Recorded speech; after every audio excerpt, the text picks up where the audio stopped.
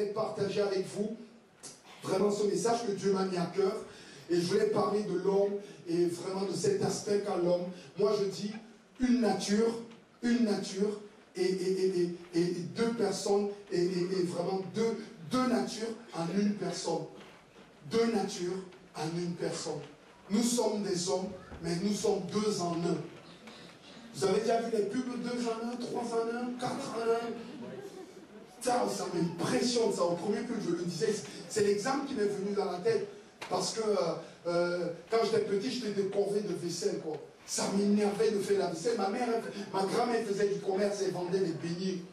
Et donc, au quartier, on amenait plein de beignets et tout. Merci beaucoup. Et là, ma grand-mère, elle les vendait. Donc, il y avait plein de trucs à laver, à recurer, la vaisselle là. Et quand tu allumes la télé, tu vois la pub avec la petite pastille Dash. 2 en 1. C'est quand ils mettent la vaisselle, après ils mettent la petite pastille. T'as les plats qui font pas, qui se lavent et tout. Quoi. Et le plat, il est plus propre que quand même quand il était neuf. Ils sont toujours neufs, le plat. Quand ils sortent, c'est... Toi, tu regardes ton plat. 2 en 1, on dit. Peut laver, nettoyer, recurer, améliorer. Menteur. Et donc voilà, nous aussi les hommes, on est comme ça, on est 2 en 1, 2 natures et une personne. Je vais parler ce matin des 2 natures du croyant. La Bible enseigne que chaque personne régénérée possède 2 natures. L'une provenant de la naissance naturelle et entièrement et désespérément mauvaise. C'est la nature que nous avons dès notre naissance. Notre naissance qui nous amène à pécher, qui est comme ça. Je disais tout à l'heure, si vous avez eu des enfants, vous le comprenez très vite. Moi, ma fille, tout le temps, je suis en train de lui apprendre de ne pas faire ce qui est mal. Jamais je lui ai appris à faire ce qui est mal, mais tout le temps, je lui dis, fais pas ça, fais pas ça. Parfois, je dis, mais qui t'a appris comme ça? Qui? Trouve-le, afin que j'ai une explication avec cette personne. Mais non, c'est comme ça, c'est en elle, et tout le temps, je dis, non, on ne fait pas ça. Non, on ne tire pas la langue. Non, on ne tire pas la langue. Non, on ne tire pas la langue. Papa, il va mettre une fessée. Hein. 1 fois, 2 fois, 2 fois et demi, 3 fois. Voilà, parce que c'est en nous le mal et on le génère comme ça. C'est en nous, parfois on l'a hérité de nos parents, parfois c'est une manière de faire. Et on a l'autre nature, c'est-à-dire la nouvelle nature, provenant de la naissance et de Dieu lui-même. Cette nature que Dieu met en nous par son esprit qui vient en nous, qui nous donne vraiment de correspondre avec le Saint-Esprit qui est notre nouvelle nature. Cette nature-là, elle est entièrement bonne. Et voilà, on a ces 2 natures entre chrétiens. Et voilà, c'est de ça que je voudrais parler ce matin. La vieille nature, c'est celle qui a été héritée d'Adam. Il a péché le premier et on l'a toujours, cette nature-là. Et le psaume 51, verset 5 dit, « Voici, je suis né dans l'iniquité et ma mère m'a conçu dans le péché. » C'est en moi. La Bible dit aussi dans Jérémie 17, 9, « Le cœur est tortueux par-dessus tout, il est incurable, mais qui peut le connaître ?» C'est pour ça que la Bible dit, « Dieu sonde les cœurs. Ô Dieu, sonde-moi et connais mon cœur. Regarde si je suis dans une nouvelle moi et conduis-moi dans la voie de l'iniquité. » Mais cette pensée dit, mais qui peut connaître le cœur de l'homme? Il est tortueux par-dessus tout. Romains 3,10 dit, il n'y a point de juste, pas un seul, nul n'est intelligent, nul ne cherche Dieu. Tous sont égarés, tous pervertis. Il n'y a aucun qui fasse le bien, pas même un seul. Dans l'absolu, waouh, cette nature, elle est en nous, héritée d'Adam. La Bible dit, dans Marc 7, verset 21, « Car du dedans, du cœur de l'homme, du cœur des hommes, sortent des mauvaises pensées. Du cœur de l'homme sortent des adultères, des fornications, les meurtres, les vols, la cupidité, l'amour de l'argent, la méchanceté, la fraude, l'impudicité, l'œil méchant, les injures, l'orgueil, la folie. Toutes ces mauvaises choses sortent du dedans, du cœur de l'homme, et souille l'homme. » Ça, c'est cette vieille nature d'Adam. Ensuite, à côté de ça, nous, en tant que chrétiens, on a la nouvelle nature, celle qui vient de Christ. En vérité, Jean 3,3, si quelqu'un ne naît de nouveau, il ne peut voir le royaume de Dieu. La Bible dit, mais à tous ceux qui l'ont reçu, à ceux qui croient en son nom, elle a donné le pouvoir de devenir enfants de Dieu. Un pouvoir de devenir, lequel ne sont nés ni du sang, ni de la volonté de la chair, ni de la volonté de l'homme, mais de Dieu. Une naissance extraordinaire de l'esprit, un pouvoir de devenir un enfant d'adoption avec Dieu. Cette nature-là inonde notre personne et nous remplit complètement. C'est extraordinaire. Quand ça arrive, on est une nouvelle créature. On voit vraiment que la vie de Dieu habite en nous. La Bible dit quand vous êtes fils de Dieu par la foi dans le Christ Jésus. La Bible dit aussi qu'on a revêtu le nouvel homme. Parce que la puissance de Dieu est entrée dans nos cœurs. On a revêtu le nouvel homme, créé selon Dieu, en justice et sainteté dans la vérité. Donc du coup, on a le vieil homme et la nouvelle nature. Les deux sont entre nous. Et moi, ce matin, j'ai envie de dire, c'est la guerre entre les deux natures. C'est la guerre entre les deux natures de l'homme. Is a war. C'est la guerre.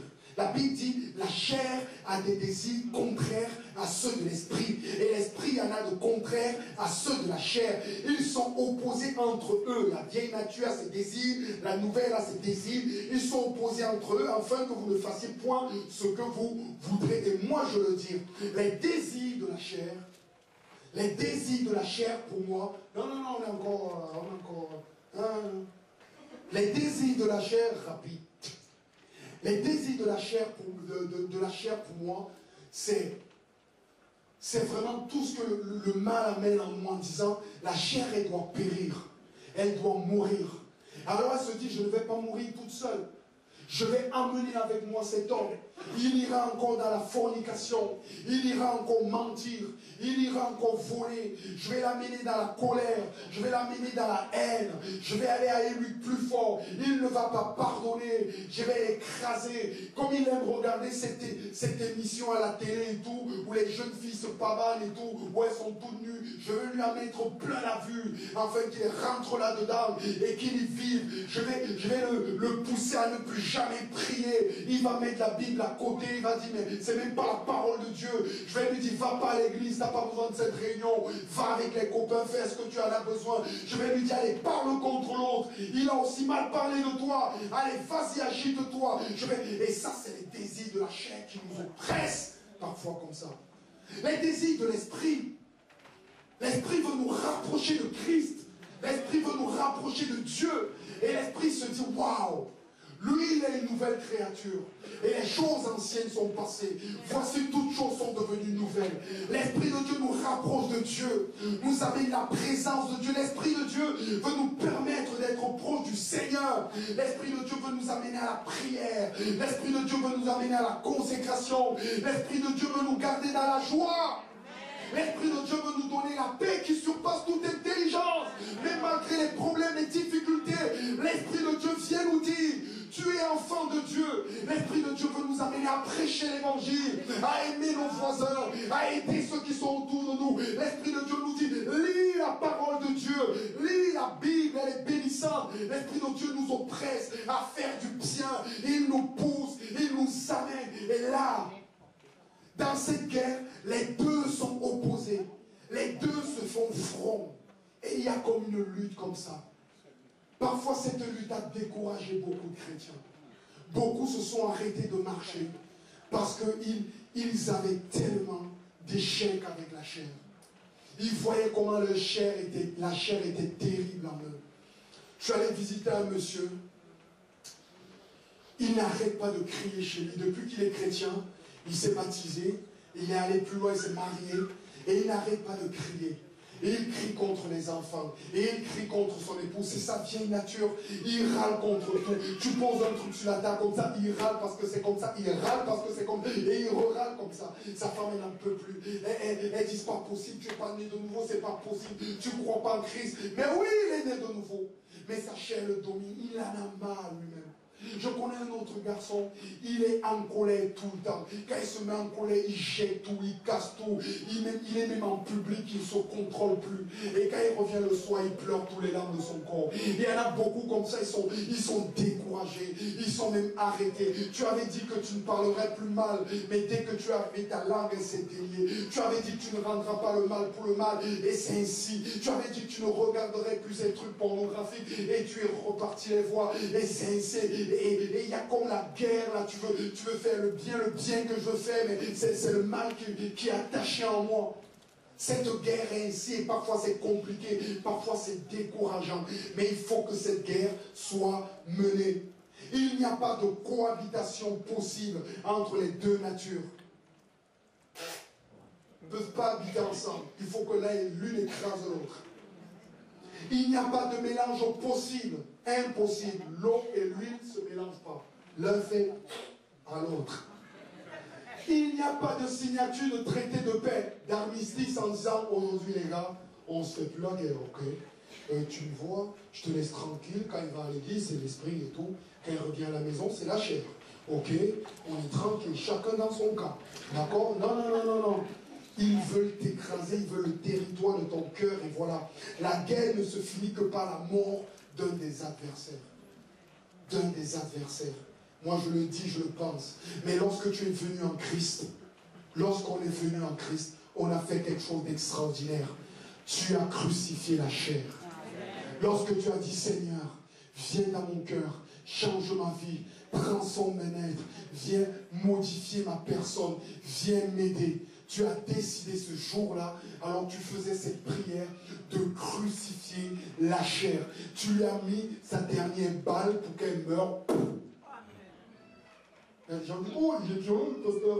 Et lisez avec moi ce verset que j'aime beaucoup. J'ai été crucifié avec Christ. Et si je vis, ce n'est plus moi qui vis, c'est Christ qui vit en moi. Si je vis maintenant dans la chair, je vis dans la foi au Fils de Dieu qui m'a aimé et qui s'est livré lui-même pour moi. J'ai été crucifié avec Christ. On a fait ce pas de foi lorsque nous avons accepté Jésus. Si on est sauvé aujourd'hui par le moyen de la foi, ce qu'on a fait le pas d'accepter la crucifixion avec Jésus-Christ en donnant nos cœurs au Seigneur. Celui qui n'est pas crucifié avec Christ ne peut être sauvé. Il ne peut être sauvé. Et en étant crucifié avec Christ, on a crucifié cette ancienne nature qui va petit à petit mourir. Parce que la mort de la crucifixion, la mort sur la croix, c'est une mort lente et douloureuse. Ça fait mal. C'est dur la chair quand elle meurt, quand même. Ce matin, je racontais une histoire qui m'était arrivée. Et vraiment, vous allez en rigoler, mais ça m'est vraiment arrivé. J'étais jeune permis. Tant que vous êtes jeune permis, vous avez le A. Moi, le A m'énerve, quoi. Je dis, pourquoi ils nous mettent le A? Certains traduisent le A pas par apprenti, d'autres disent c'est abouti. Je dis, mais pourquoi ils disent ça? Du coup, moi, je cachais un peu le A pour qu'on ne le voit pas. Comme la voiture elle était blanche, je mettais un peu le A à côté d'autres autocollants que j'avais, comme ça on ne voit pas trop. Mais en plus, vous devez le garder 2 ans. Maintenant, c'est 3 ans. Ah, moi, à l'époque, c'était 2 ans. Alléluia, j'ai passé les 3 ans.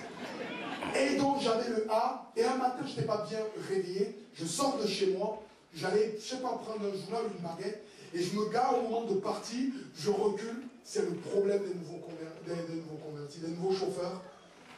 6 mois, 1 an après, ils font toujours une gaffe. Je recule, et je cogne une Rover, une voiture Rover, là, magnifique, neuve. Boum!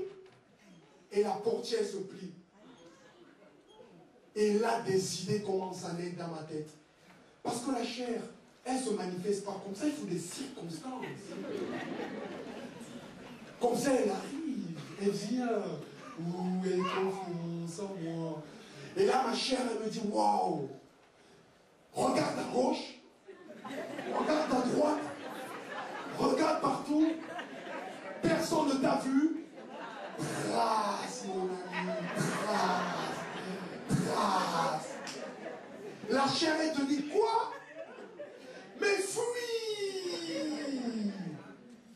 Mais seulement tu es plus inconverti. Parce que lorsque la chair a parlé, c'est autour de l'esprit. L'esprit, lui, il amène à la mort. L'esprit arrive, Manu, tu es une nouvelle créature maintenant. Les choses anciennes sont passées. Et tu as l'occasion de le prouver. C'est bien beau de parler des versets. Mais en situation, c'est compliqué. Alors moi, j'étais un magouilleur avant et tout. Et là, mon cœur... Et là, je me dis, je m'en vais. Non. Je ne vais pas. Je reste. Non. Et là, je me suis garé. J'ai pris un tout petit bout de papier. Je l'ai voulu le minimum possible. Parce que la chair, même quand on fait des trucs pour l'esprit, elle agit au maximum pour te montrer que ça m'énerve. Alors j'ai écrit mon numéro de téléphone sur la voie et j'ai collé. Et je me disais, bah, s'il m'appelle, il m'appelle. Et il m'a appelé. Eh oui. Alors monsieur, j'ai vu votre numéro de téléphone, vous avez cogné ma voiture. Oui, oui, oui. Hein, j'ai dit, mais on peut arranger à la mienne. Allez, on va voir le garagiste. On va voir le garagiste. Tout ce que j'avais travaillé l'été, j'avais un peu amassé le sol.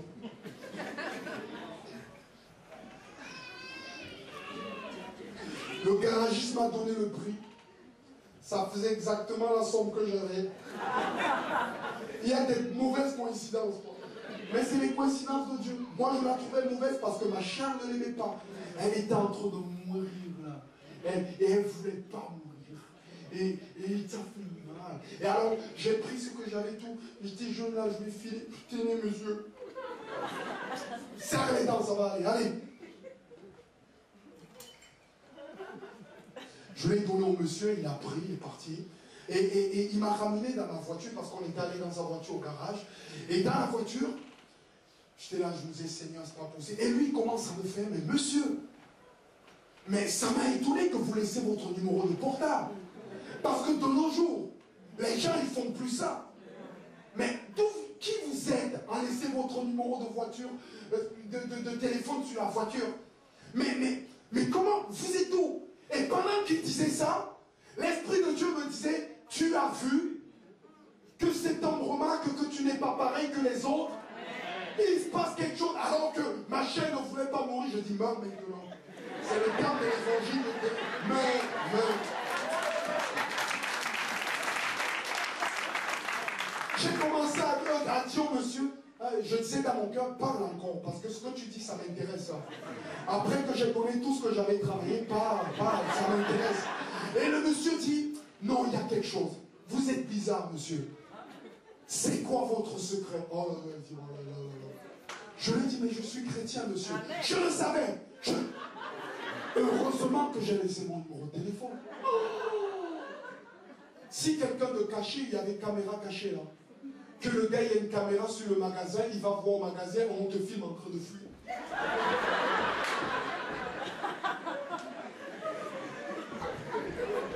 Et que le gars, il revient à l'église le dimanche matin et il te trouve en train de chanter « Sachez que l'Éternel est Dieu ».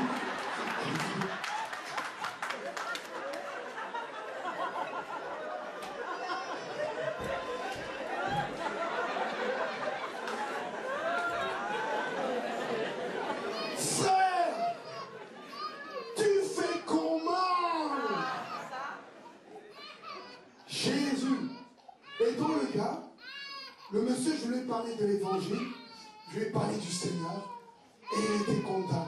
Je suis rentré chez moi, et j'ai chanté et loué Dieu, en disant, Seigneur, tu m'as délivré de la malhonnêteté. Et je l'ai vraiment vu aujourd'hui. C'est une mot lente. La Bible dit, ainsi donc, puisque nous avons souffert dans la chair, vous aussi armez-vous de la même pensée. Car celui qui a souffert dans la chair en a fini avec le péché. Souffrez, on a crucifié la chair. Je refuse de vivre dans le déni. Il y a des gens qui disent non, j'ai pas péché, non, c'est pas un péché, non. La chair, non, moi, j'ai dû l'admettre. Vous savez que c'est mes copains de classe, quand ils ont appris que je suis chrétien, qui ont commencé à critiquer mes habitudes, mes attitudes. Les gens autour de moi, quand je suis allé à la fac, les gens critiquaient ma manière de parler. Et ils me disaient, alors toi, tu es chrétien, regarde ce que tu fais. J'avoue devant ces gens, oui, je suis comme ça. Mais je lui dis, regarde-moi dans quelques temps, Christ va me changer. Regarde-moi dans quelques temps, Jésus va agir dans ma vie. Regarde-moi, je n'essaie pas de paraître pour ce que je ne suis pas, mais je proclame ce que Christ va faire dans ma vie. Et j'ai des copains de 10 ans d'âge que je connais maintenant qui remarquent ce que Christ a fait dans mon cœur. Je refuse de vivre dans le déni. De cette mentalité qui consiste à ce que lorsque tu deviens chrétien, tout est nickel. Tu prends l'accent et du milieu évangélique. Hé, hé. Alléluia. Et gloire à Dieu. Ce langage que nous avons tous, que chacun cause, ce n'est pas ça qui... Je ne veux pas vivre dans le déni. Je veux reconnaître mes fautes et mes péchés. Parce que celui qui est plus puissant m'a dit qu'il me délivrera. Le déni, c'est de mentir. Si nous disons que nous n'avons pas de péché, nous nous séduisons nous-mêmes. Et la vérité n'est point en nous.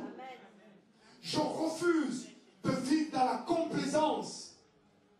C'est pas un grand mot. C'est de temps en temps, il m'arrive d'avoir des... Mon cerveau, il se trompe, il sort un mot incroyable et tout. La complaisance. Frère, du langage de Voltaire.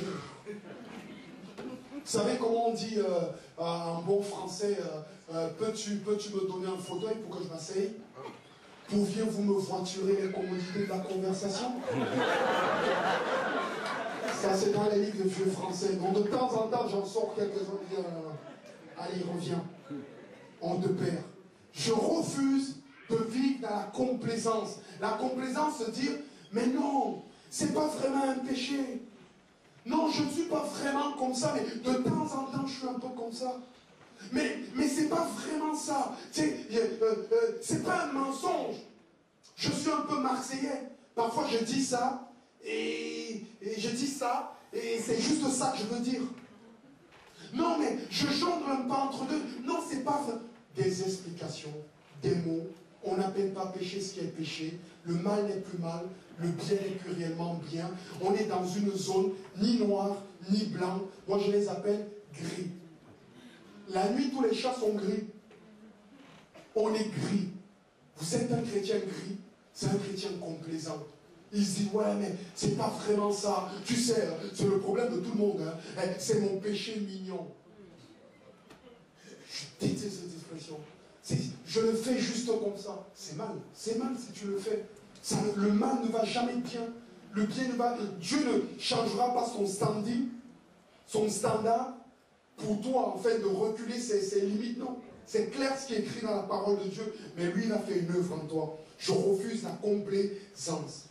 Ce à quoi je voudrais vous inviter, c'est de laisser dominer l'Esprit de Dieu en vous. C'est de laisser dominer l'Esprit de Dieu en vous. C'est la manière de voir la chair s'écraser. C'est de se rapprocher de Dieu et de laisser l'Esprit de Dieu dominer en nous. La Bible dit, si vous avez goûté que le Seigneur est bon, approchez-vous de lui. C'est bon. Quand tu t'approches de Dieu, la nature de Dieu vient en toi. Quand tu t'approches de Dieu, l'Esprit de Dieu vient en toi. Il y a des milliers de manières de s'approcher de Dieu. C'est s'approcher de sa parole. Vous savez quoi? Regardez-moi mon physical aspect. Si je fais style, je parle anglais. Physical aspect. Quand je connais 2-3 mots en anglais, voilà quoi. Hein? C'est ceux qui n'ont pas beaucoup d'intelligence qui l'étalent beaucoup. Quand tu en as beaucoup, tu n'as pas besoin de l'étaler. Et mon physical aspect, si vous me regardez, la dernière fois que je suis venu à Sarcelles, je faisais 20 kilos de plus. 20 kilos de plus. Vous savez comment j'ai fait? Je me suis mis à la course à pied. Et elle m'a appris beaucoup de choses, la course à pied, en 4 mois. Au début, je parcourais 2,5 km. Et après, j'ai commencé à augmenter à 4 km et demi, 5 km, 6 km. Un jour, j'ai fait une première fois 8 km. Ensuite, j'ai fait 10 km de course à pied. J'ai continué plusieurs fois, j'en ai fait 14 km. Et dernièrement, j'ai fait 20 km en semi-marathon. Et j'ai fait pour la deuxième fois 20 km en 2 heures de temps de course à pied. Et petit à petit, mon corps et ma force a commencé à prendre les coups. Et là, goûter que le Seigneur est bon, tu t'approches, le goût il est moyen. Mais plus tu manges, plus c'est bon. Plus tu manges, plus c'est bon. Plus tu manges, plus c'est bon. Je peux inventer une chanson. Plus tu manges, plus c'est bon. Plus tu manges, plus c'est bon. Plus tu manges, plus c'est bon. Et je me suis mis petit à petit à la course à pied. Chercher le Seigneur, c'est ici. On commence doucement. Et après, on y va plus loin. Au fur et à mesure, la nature de Dieu. Prendre notre nature. Quand j'étais jeune converti et même ado, je me suis converti ado. Et plus tard, je ne ratais pas les réunions de prière. Je me disais, Seigneur, il n'y a aucune personne qui est en toi qui ne prie pas. Je me suis mis aux réunions de prière. Même la réunion de 6h45 avant l'école, je venais. Ma famille m'a quasiment mis dehors. Je me suis consacré à l'église. J'ai appris à chanter dans l'église. Ensuite, je suis allé dans les études bibliques. Ensuite, j'ai étudié la parole de Dieu. Ensuite, je me suis mis à prier chez moi. Et le Saint-Esprit m'a appris quelque chose. Ça ne sert à rien de faire 3 heures aujourd'hui et rien de prier pendant 6 mois. Il m'a dit, il faut que l'effort soit constant. Il faut que l'effort soit puissant et constant. C'est ce qui compte. Et il y a beaucoup de personnes aujourd'hui, ils ne changent pas. La vieille nature prend le pas parce qu'ils ne s'approchent pas de Dieu. Quand je parle à Dieu, je prends mes dispositions. Je ne vais pas parler à Dieu comme si je parlais à une machine de distribution. Tu arrives, tu mets 2 euros. Un coca, s'il vous plaît. Ce n'est pas ça, ça ne se passe pas comme ça. Tu arrives, tu dis Seigneur, et ça maintenant de suite. Ça ne se passe pas comme ça. Quand tu cherches Dieu, tu viens devant la majesté divine. La Bible dit, enlève tes chaussures, ce lieu est saint. Tu te consacres à Dieu, tu cherches Dieu, tu lis sa parole, tu vas auprès de lui. Et sa nature est comme celle, change comme Moïse. Lorsqu'il montait à la montagne, il allait rencontrer Dieu. Incroyable cet homme. Quand je lis Moïse, je me dis, dès que j'arrive au ciel, je dis aux gens, je dis bonjour à Jésus parce qu'il m'a sauvé. Et je dis, tous ceux qui veulent voir Moïse, prenez un ticket. Parce que même l'éternité, il faudra attendre longtemps parce que j'ai quelque chose à lui dire. J'aime cet exemple. Et Moïse, il était dans la présence de Dieu. La Bible dit que quand il descendait de la montagne, l'onction de Dieu était sur lui. Il y avait comme une nuée qui remplissait sa face. Et lorsqu'il descendait, on était obligé de lui mettre un voile. Tellement la présence de Dieu se voyait sur lui. Quand on est rempli de Dieu et qu'on a la présence de Dieu en nous, nos collègues de travail le voient. Notre famille le voit. Les gens le voient. Ils disent, waouh, lui là il est bizarre. Il a un truc de terrible. Il n'est pas pareil que nous. Il y a un truc. Quand il me parle, je ressens. Il se passe quelque chose. Et là, c'est l'onction de Dieu. Dieu habite en nous et l'esprit domine. Et il écrase. Il écrase la chair. Laissons dominer l'esprit, c'est 2 choses. S'approcher de Dieu, laisser dominer l'esprit, c'est s'efforcer à mettre en pratique la parole de Dieu. Quand l'esprit domine en toi, il t'aide dans le quotidien à appliquer la parole de Dieu. Ceux qui me disent Seigneur, Seigneur, n'entreront pas tous dans mon royaume, mais dans le royaume des cieux, mais seul ceux-là qui fait la volonté de mon Père qui est dans les cieux. Il faut la faire, la pratiquer, et il t'aide, et il te donne d'aller de l'avant. Ce matin, j'ai envie que nous puissions choisir entre 2 types de chrétiens. Parce que nous avons crucifié la chair. Mais Christ sur la croix, il y avait 2 personnes crucifiées avec lui. Et les 2 personnes crucifiées avec Christ ont tenu 2 langages différents. Ce matin, quel langage tiendrons-nous? Puisque nous avons accepté en recevant Jésus d'être crucifiés sur la croix. La Bible dit, lorsqu'il fut arrivé au lieu du crâne, il le crucifiait là, ainsi que les 2 malfaiteurs, l'un à sa droite, l'autre à sa gauche. L'un des malfaiteurs crucifiés l'injuriait en disant, n'es-tu pas le Christ? sauve-toi toi-même et sauve-nous.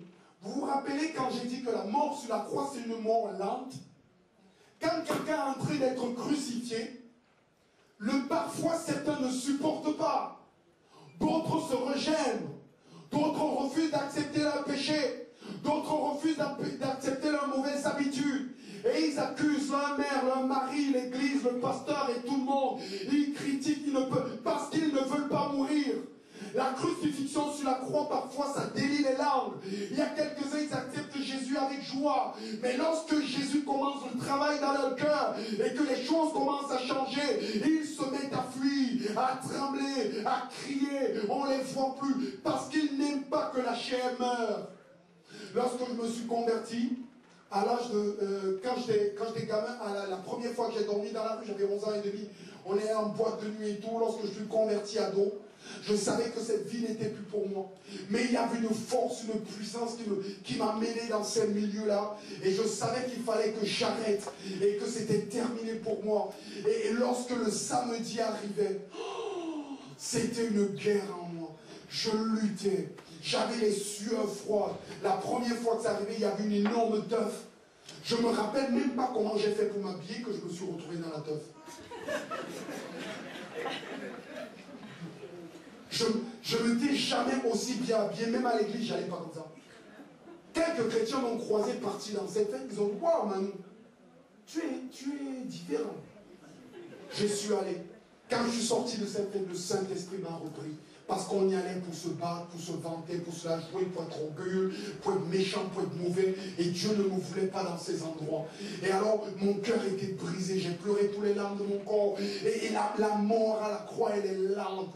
Elle est parfois dure. Elle est parfois compliquée. Il faut parfois la tuer, il faut se tenir. Parfois, on tombe, on se relève, on revient. Mais moi, je n'ai pas été comme ce malfaiteur qui disait, waouh, Seigneur, qui critiquait le Seigneur, alors que lui ne voulait pas mourir sur la croix. La deuxième personne qui était crucifiée à côté de Jésus, lui, il disait, mais l'autre reprenait l'autre brigand et disait, ne crains-tu pas Dieu, toi qui subis la même condamnation, pour nous c'est justice, car nous recevons ce que nous avons mérité de nos crimes. Mais celui-là, il n'a rien fait de mal. Et il dit à Jésus, souviens-toi de moi quand tu viendras dans ton règne. Jésus lui répondit, je te le dis en vérité, aujourd'hui tu seras avec moi dans le paradis. L'autre, il a accepté de mourir. Mais il a dit, Jésus, mais est-ce que je peux être avec toi pendant que je meurs sur la croix? Est-ce que je peux être avec toi parce que moi je suis un réel brigand? Est-ce que je peux être avec toi? C'est ce que nous devons faire. Dis Seigneur, mais est-ce que c'est pour rien que nous mourons? Nous mourrons pour hériter le paradis. Nous mourrons pour hériter la vie de Dieu. Nous mourrons pour être des ambassadeurs de Christ. Nous mourrons pour prêcher l'évangile. La Bible dit que nous mourrons pour devenir puissants. C'est extraordinaire quand je vois une dame venir me voir et qui me dit, mais pasteur, c'était Annick, elle était malade depuis des années, elle avait les os d'une dame de 80 ans, elle ne pouvait plus porter de casserole, c'est son mari qui faisait porter des casseroles, et elle ne pouvait même plus porter ses petits-enfants, elle en avait marre. Un dimanche matin, on fait un appel et elle s'avance, je ne me rappelle même pas que c'était moi qui avais prié pour elle, quoi. Je me disais, mais qu'est-ce qui s'est passé? Et elle me dit, mais tu as prié pour moi?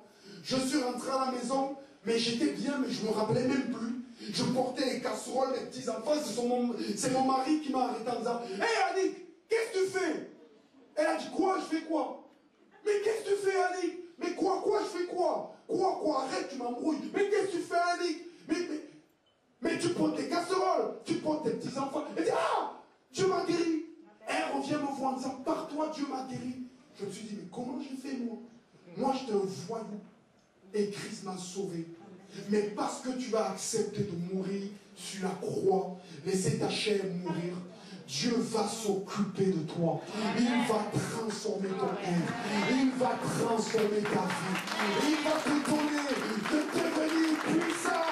Il va changer ton être. Il va transformer ta vie. Il va agir en toi. Il faut que la chair meure. Dans mon dernier album, j'ai écrit une chanson, il faut que je meure pour que Christ vive en moi. Je l'ai écrit. Mes frères et sœurs, puissons-nous prier, demandant à Dieu sa grâce. Demandons au pianiste de venir jouer. J'ai envie vraiment que ce matin on puisse prier, chacun puisse rentrer en soi-même. La Bible dit que c'est bon de rentrer parfois en soi-même et de dire, mais waouh, j'ai besoin de toi, j'ai besoin de ta grâce. Seigneur, j'aimerais que ce matin, chacune des personnes puisse faire une évaluation de lui-même. La Bible dit que les œuvres de la chair sont connues, le mensonge, le vol, les envies et tout. La Bible le cite et le dit et tout le monde les connaît. Fais un bilan ce matin. Peut-être pendant que j'étais en train de parler, Dieu te montrait les choses dans ta vie. Pendant que j'étais en train de parler, tu étais en train de revisiter ton être. Et tu te disais, waouh, Seigneur. Ce matin, il y avait beaucoup de personnes qui avaient abdiqué contre la chair, qui avaient dit c'est fini. Il y avait quelques personnes même qui disaient, mais je ne changerai jamais. Il y avait même quelques personnes qui disent, mais Seigneur, prends-moi comme ça, même si tu ne me changes pas. Jésus te dit, ce n'est pas la voie. Jésus te dit, il ira jusqu'au bout. Celui qui a commencé cette œuvre en toi, la rendra parfaite pour le jour de Christ. Tu as accepté de crucifier la chair. Alors Christ veut t'aider ce matin. Christ veut t'aider ce matin. Est-ce que tu peux dire, Seigneur, je veux vraiment que cette partie de moi meure. Je veux que l'Esprit de Dieu domine en moi. La Bible dit, si tu ne vis pas à l'Esprit, tu anéantiras, tu écraseras, tu enlèveras les œuvres de la chair. Si ce matin tel est ton désir et que tu as besoin de prière, tu peux te mettre debout à ta place. Je vais t'aider, je vais prier avec toi. Que Dieu vraiment puisse te bénir et t'aider. Si tu te dis, Seigneur, j'ai vraiment besoin de toi, j'ai besoin de sortir de cette situation. Seigneur, aide-moi. Ce matin, c'est un message pour tous parce que la chair, un jour, elle te fera honte de ta chair. Le jour où tu ne t'entendras pas, tu auras une réaction. Tu auras des paroles, tu auras des mots qui vont te faire honte.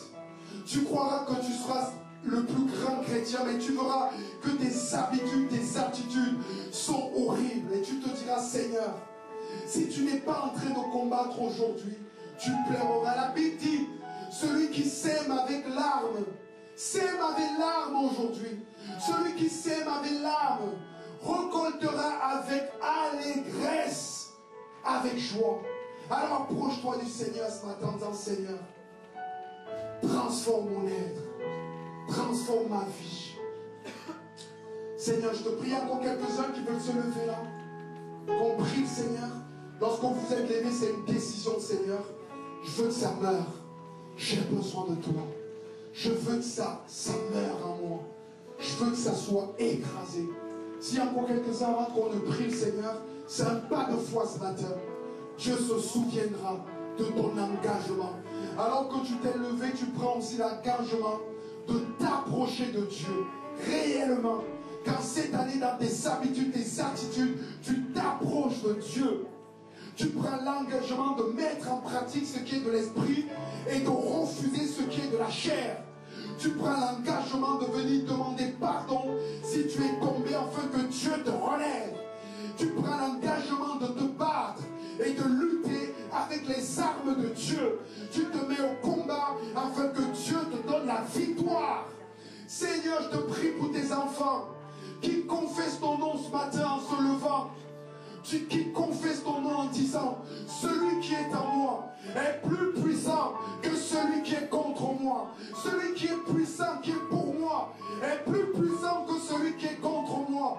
Seigneur, en se mettant debout, tes enfants confessent ta victoire, ils confessent ta puissance, ils confessent ton autorité.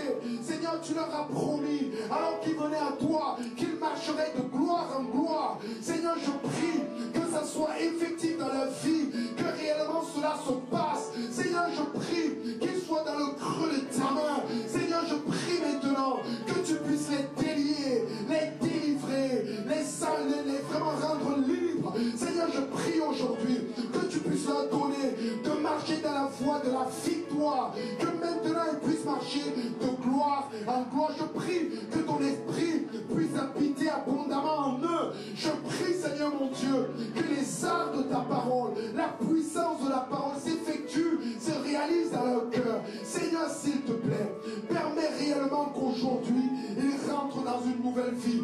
Donne-leur la capacité de résister à la chair. Donne-leur la capacité de résister au malheur. Seigneur, qu'il soit victorieux. Qu'il soit victorieux. Qu'il soit victorieux. Tu connais les situations. Tu connais les vies. Tu connais ce qui arrive. Seigneur, s'il te plaît, bénis toutes choses au nom de Jésus. Alléluia. Alléluia. Alléluia. Est-ce qu'on peut applaudir notre Seigneur qui est extraordinaire? Plus fort. Plus fort.